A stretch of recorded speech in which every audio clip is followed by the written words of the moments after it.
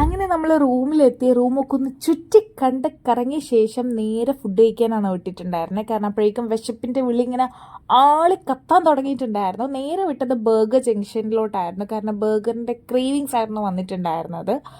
അവിടുന്ന് 2 ബർഗേഴ്സൊക്കെ പറഞ്ഞ് സ്റ്റാർട്ടറായിട്ട് ഒരു ഫ്രഞ്ച് ഫ്രൈസും പറഞ്ഞു. നമ്മളടുത്ത് ഒരു 15-20 മിനിറ്റ് ആയിരുന്നു ഒരു പ്രിപ്പറേഷൻ ടൈം പറഞ്ഞിട്ടുണ്ടായിരുന്നത്. പക്ഷെ ഒരു 5-10 മിനിറ്റിനുള്ളിൽ സാധനം നമ്മളുടെ അടുത്ത് എത്തിച്ചിട്ടുണ്ടായിരുന്നു കേട്ടോ. അവിടുത്തെ ആംബിയൻസും അത്യാവശ്യം കൊള്ളായിരുന്നു. അതായത് ഒരു ഒരു ഒരു എന്താ ഇതിനെന്താ പറയുക, ഒരു പഴയൊരു ഡിം ലുക്ക് എന്നൊക്കെ പറയാറില്ലേ, എനിക്കിതിനെ പറയാൻ പേരൊന്നും കിട്ടുന്നില്ല കേട്ടോ. ഓക്കെ, അങ്ങനെ 2 ബർഗറും ടേസ്റ്റ് വൈസ് അടിപൊളിയായിരുന്നു, നല്ല ടേസ്റ്റ് ആയിരുന്നു. പക്ഷെ സൈസ് വൈസ് ഇത്തിരി കുറഞ്ഞു പോയോ എന്നൊരു സംശയം ഇല്ലാതില്ല. അങ്ങനെ ബർഗറൊക്കെ കഴിച്ച് ബിഗ് ബോസൊക്കെ കണ്ട് നമ്മൾ കിടന്നുറങ്ങി. രാവിലെ എഴുന്നേറ്റ് ജിമ്മിൽ പോകണം എന്നൊക്കെ വിചാരിച്ചിട്ടാണ് നമ്മൾ രാത്രി കിടന്നുറങ്ങിയത്. പക്ഷെ രാവിലെ ജിമ്മിൽ പോകുമെന്ന് നടന്നില്ല.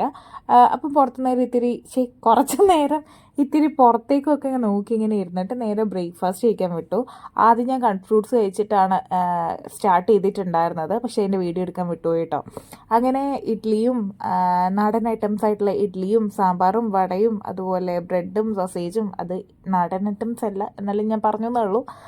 പിന്നെ ഓംലേറ്റും ബേക്കൻസും പറഞ്ഞിട്ടുണ്ടായിരുന്നു. പക്ഷേ എനിക്കിതെന്തോ ഇത്തിരി ഉപ്പൊക്കെ കൂടിയത് കാരണം വലുതായിട്ട് ഇഷ്ടമായില്ല. അങ്ങനെ ബ്രേക്ക്ഫാസ്റ്റ് കഴിച്ച് നമ്മളെ റൂമിൽ